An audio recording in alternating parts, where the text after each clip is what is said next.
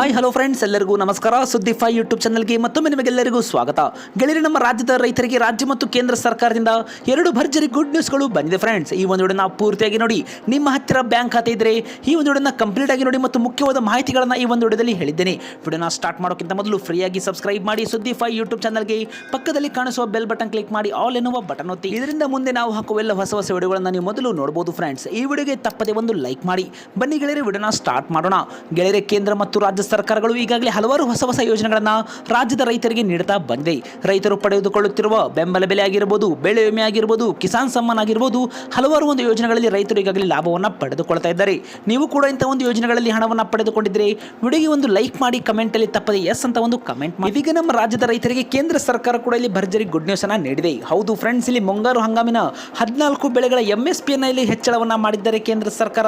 ಏನಿದು ಮಾಹಿತಿ ಎಲ್ಲವನ್ನು ಕೂಡ ನೋಡೋಣ ಫ್ರೆಂಡ್ಸ್. ಪ್ರಸ್ತಕ 2026 ಮತ್ತು 27ರ ಮಾರುಕಟ್ಟೆಯ 14 ಮುಂಗಾರು ಬೆಳೆಗಳ ಒಂದು ಕನಿಷ್ಠ ಬೆಂಬಲ ಬೆಲೆಯನ್ನ ಇವಾಗ ಇಲ್ಲಿ ಹೆಚ್ಚಳವನ್ನ ಮಾಡಿದ್ದಾರೆ. ಹೌದು ಫ್ರೆಂಡ್ಸ್, ಒಂದು ರೈತರಿಗೆ ಭರ್ಜರಿ ಗುಡ್ ನ್ಯೂಸ್ ಅಂತಾನೆ ಹೇಳ್ಬೋದು.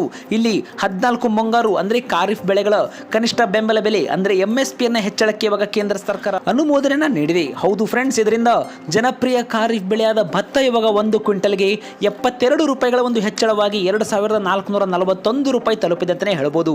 ಹೌದು ಫ್ರೆಂಡ್ಸ್, ಇದು ಭತ್ತವನ್ನ ಬೆಳೆಯುವ ರೈತರಿಗೆ ಇಲ್ಲಿ ಭರ್ಜರಿ ಗುಡ್ ನ್ಯೂಸ್ ಅನ್ನ ನೀಡಿದೆ ನಮ್ಮ ಕೇಂದ್ರ ಸರ್ಕಾರ. ಭತ್ತ ಇವಾಗ 1 ಕ್ವಿಂಟಲ್ಗೆ 2441 ರೂಪಾಯಿ ತಲುಪಿದೆ. ಪ್ರಧಾನಿ ನರೇಂದ್ರ ಮೋದಿ ಒಂದು ಅಧ್ಯಕ್ಷತೆಯಲ್ಲಿ ನಡೆದ ಈ ಒಂದು ಆರ್ಥಿಕ ವ್ಯವಹಾರಗಳ ಸಂಪುಟ ಸಮಿತಿ ಇದಕ್ಕೆ ಒಂದು ಅನುಮೋದನೆ ಕೂಡ ಇಲ್ಲಿ ನೀಡಿದೆ ಫ್ರೆಂಡ್ಸ್.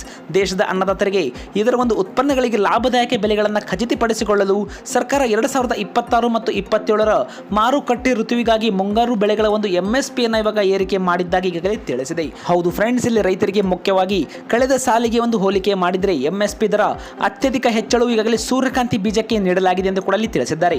ಹೌದು ಫ್ರೆಂಡ್ಸ್, 1 ಕ್ವಿಂಟಲ್ ಸೂರ್ಯಕಾಂತಿ ಬೀಜಕ್ಕೆ 622 ರೂಪಾಯಿ ಮತ್ತು ನಂತರದಲ್ಲಿ ಹತ್ತಿಯನ್ನ 1 ಕ್ವಿಂಟಲ್ಗೆ 557 ರೂಪಾಯಿ ಮತ್ತು ಗುರೆಳ್ಳಿಗೆ 1 ಕ್ವಿಂಟಲ್ಗೆ 515 ರೂಪಾಯಿ ಮತ್ತು 1 ಕ್ವಿಂಟಲ್ ಎಳ್ಳಿಗೆ 500 ರೂಪಾಯಿಗಳ ಒಂದು MSP ನೀಡುವಂತೆ ಶಿಫಾರಸು ಮಾಡಲಾಗಿದೆ ಎಂದು ಕೇಂದ್ರ ಮಾಹಿತಿ ಸಚಿವರಾದ ಅಶ್ವಿನಿ ವೈಷ್ಣವ್ ಅವರು ಈಗಾಗಲೇ ತಿಳಿಸಿದ್ದಾರೆ.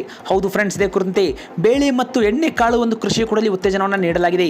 ಇತ್ತೀಚಿನ ವರ್ಷಗಳಲ್ಲಿ ಸರ್ಕಾರ ಧಾನ್ಯಗಳ ಹೊರತಾಗಿ ಬೇಳೆ ಕಾಳುಗಳ ಮತ್ತು ಎಣ್ಣೆ ಕಾಳುಗಳ ಹಾಗೂ ಪೌಷ್ಟಿಕ ಧಾನ್ಯಗಳು ಮತ್ತು ಬೆಳೆಗಳಿಗೆ ಹೆಚ್ಚಿನ ಒಂದು ಬೆಂಬಲ ಬೆಲೆಯನ್ನು ನೀಡಿ ಇದರ ಒಂದು ಮೂಲ ಕೃಷಿಯನ್ನು ಕೂಡ ಈಗಾಗಲೇ ಉತ್ತೇಜನ ಮಾಡ್ತಾ ಇದ್ದಾರೆ. ಹೌದು ಫ್ರೆಂಡ್ಸ್, ಈ ಒಂದು ಬೆಳೆಗಳ ಉತ್ಪಾದನೆಯಲ್ಲಿ ರೈತರಿಗೆ ಹೆಸರು ಕಾಳು 61% ಮತ್ತು ನಂತರ ಬಾಜ್ರಾ 56% ಮತ್ತು ಮೆಕ್ಕೆಜೋಳ 56% ಮತ್ತು ತೊಗರಿಯನ್ನ 54% ವೆಚ್ಚಕ್ಕಿಂತ ಅಧಿಕ ಲಾಭವನ್ನು ನೀಡಿದೆ ಎಂದು ಕೂಡ ಈಗಾಗಲೇ ಅಂದಾಜು ಕೂಡ ಇಲ್ಲಿ ಮಾಡಲಾಗಿದೆ ಫ್ರೆಂಡ್ಸ್.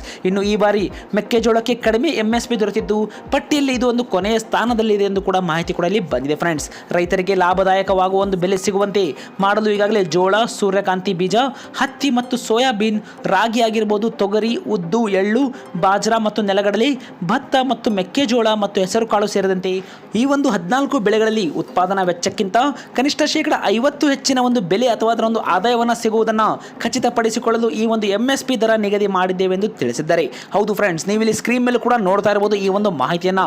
ರೈತರಿಗೆ ಲಾಭದಾಯಕ ಬೆಲೆ ಸಿಗುವಂತೆ ಮಾಡಲು ಜೋಳ, ಸೂರ್ಯಕಾಂತಿ ಬೀಜ, ಹತ್ತಿ ಮತ್ತು ಸೋಯಾಬೀನ್, ರಾಗಿ ಆಗಿರಬಹುದು, ತೊಗರಿ, ಉದ್ದು, ಎಳ್ಳು, ಬಾಜ್ರಾ, ನೆಲಗಡಲೆ, ಭತ್ತ, ಮೆಕ್ಕೆಜೋಳ ಮತ್ತು ಹೆಸರು ಕಾಳು ಸೇರಿದಂತೆ 14 ಬೆಳೆಗಳಲ್ಲಿ ಈ ಒಂದು ಉತ್ಪಾದನಾ ವೆಚ್ಚಕ್ಕಿಂತ 50% ಹೆಚ್ಚಿನ ಬೆಲೆ ಅಥವಾ ಆದಾಯವನ್ನು ಸಿಗುವುದನ್ನು ಖಚಿತಪಡಿಸಿಕೊಳ್ಳಲು ಈ ಒಂದು MSP ದರ ಈಗಾಗಲೇ ನಿಗದಿ ಮಾಡಿದ್ದೇವೆ ಎಂದು ಕೂಡ ಇಲ್ಲಿ ಅಶ್ವಿನಿ ವೈಷ್ಣವ್ ಅವರು ಈಗಾಗಲೇ ತಿಳಿಸಿದ್ದಾರೆ ಫ್ರೆಂಡ್ಸ್. ಇನ್ನು ಇದೇ ಕುರಿತಂತೆ ಮತ್ತಷ್ಟು ಮಾಹಿತಿಯನ್ನು ಕೂಡ ಅವರು ಇಲ್ಲಿ ಬಿಡುಗಡೆ ಮಾಡಿದ್ದಾರೆ. 2014-15ರಿಂದ 2025 ಮತ್ತು 26ರ ಒಂದು ಅವಧಿಯಲ್ಲಿ ಭತ್ತವನ್ನು ಬೆಳೆಯುವ ರೈತರಿಗೆ ಪಾವತಿಸಿದ ಈ ಒಂದು MSP ಮೊತ್ತ 16.8 ಲಕ್ಷ ಕೋಟಿ ರೂಪಾಯಿ ಆಗಿರುವ ಒಂದು ಮಾಹಿತಿಯನ್ನು ಕೂಡ ಅವರಲ್ಲಿ ತಿಳಿಸಿದ್ದಾರೆ.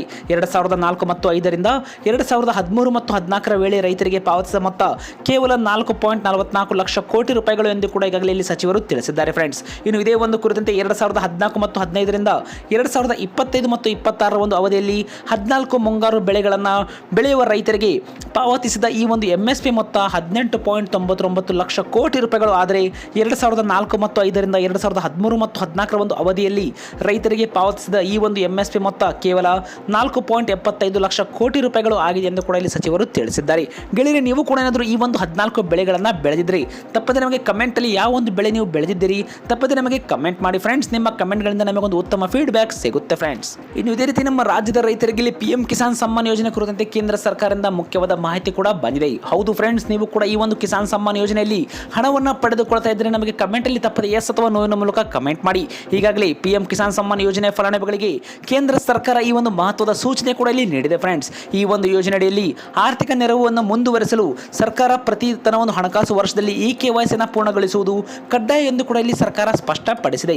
2026 ಮತ್ತು 27ನೇ ಸಾಲಿನ ಪರಿಶೀಲನಾ ಪ್ರಕ್ರಿಯೆ ಈಗಾಗಲೇ ಆರಂಭಗೊಂಡಿದ್ದು ಜೂನ್ 30ರ ಒಳಗೆ ಈ ಒಂದು ಪ್ರಕ್ರಿಯೆ ಪೂರ್ಣಗೊಳಿಸಿದ ಒಂದು ರೈತರಿಗೆ ಮುಂದಿನ ಹಣ ಸಿಗೋದಿಲ್ಲ. ಹೌದು ಫ್ರೆಂಡ್ಸ್, ಜೂನ್ 30ರ ಒಳಗೆ ಈ ಒಂದು ಪ್ರಕ್ರಿಯೆಯಲ್ಲಿ ರೈತರು ಏನಾದರೂ ಮಾಡದೇ ಇದ್ದಲ್ಲಿ ಅಂತವರಿಗೆ ಮುಂದಿನ ಕಂತು ಸ್ಥಗಿತಗೊಳ್ಳುವ ಸಾಧ್ಯತೆ ಇದೆ ಎಂದು ಕೂಡ ಈಗಾಗಲೇ ಅಧಿಕಾರಿಗಳು ಎಚ್ಚರಿಕೆಯನ್ನು ಕೂಡ ಇಲ್ಲಿ ತಿಳಿಸಿದ್ದಾರೆ.